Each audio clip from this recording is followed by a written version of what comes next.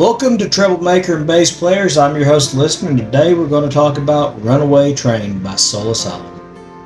Soul Asylum's lead singer, Dave Pirner, wrote the song, which is about depression. It took him a few years to complete the song. At first, it had different lyrics with refrain of Laughing at the Rain, which he knew was similar to Neil Sedaka's song, Laughter in the Rain. Pirner had the tune in his head, but it wasn't until he went through some dark times that a runaway train depression metaphor hit him, and he wrote the lyrics in a single setting.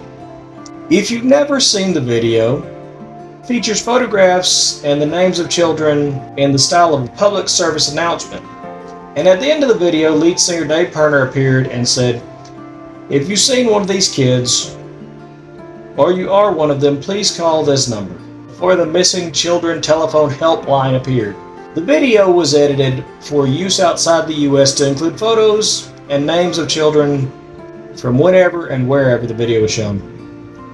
The video drew awareness to the problem and was instrumental in reuniting several children with their families. The message of the video became bigger than that of the song, and the Soul Asylum singer embraced the message. In our interview with Dave Pirner, he explained, "I really got closer to an issue that I was concerned about and open to being concerned about, and thrust into a position where I was dealing. There's such raw emotion and so much reality to the situation like that you can't exploit it." In case you didn't know, Polly Klaus was a 12-year-old girl who went missing on October 1993. A few months after the song had peaked on the charts, the case made national news, drawing more attention to the issue of the missing and exploited children. Polly Hannah Klaus, she was an American murder victim who garnered national media attention on October 1st, 1993 at the age of 12. She was kidnapped at night point during a slumber party at her mother's home in Petaluma, California, and was later strangled. Richard Allen Davis was convicted of her murder in 1996 and sentenced to death. Acoustic guitars are the lead instrument in the song, but listen carefully and you'll hear an organ in the mix. This was a Hammond B3 organ played by Booker T. Jones, who is a member of the group Booker T and the MGs. Jones played on many soul classics of the 60s and 70s, mostly the Stax records, recording as his group served as the house band. The music video for the song changed its perception, as many viewers assumed it was about runaway children. According to Dave Pirner, the song deals with feeling something missing, but associating it specifically with missing children is a stretch. The video initiated the runaway children aspect of the song. He told us, "It is fascinating to me that MTV was such a vehicle that it practically reinterpreted the song. I don't think that anybody that really loves the song thinks about the video that much." The first time I'd ever heard the song was actually on MTV.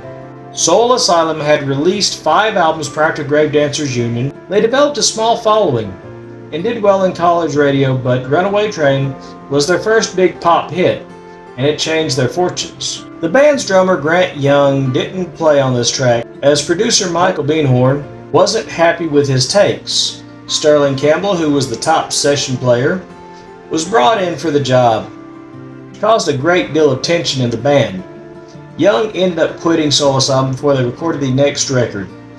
Campbell is credited on the album as the percussionist. After his departure from the band, he and his wife Catherine owned and operated a resort in the Boundary Waters region of Ely, Michigan, plus the US-Canada border.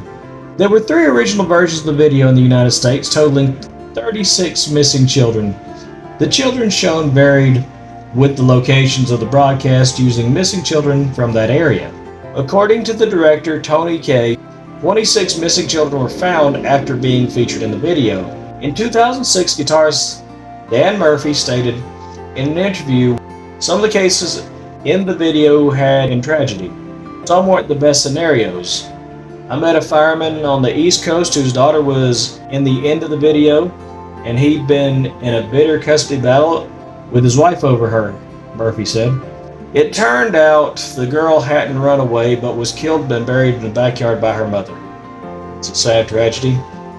Then on tour, another girl told us laughingly, "You ruined my life," because she saw herself in the video at her boyfriend's house, and it led to her being forced back into a bad home situation. When this song started climbing the charts, Soul Asylum embarked on MTV's Alternative Nation tour, a 56-date trek with Screaming Trees and Spin Doctors that had them playing shows nearly every night. They made several TV appearances as well as including the 1993 MTV Video Music Awards, where Peter Buck and Victoria Williams joined them to perform the song. The group, and especially Perner, the lead singer, were getting burned out at this point from touring and promotion.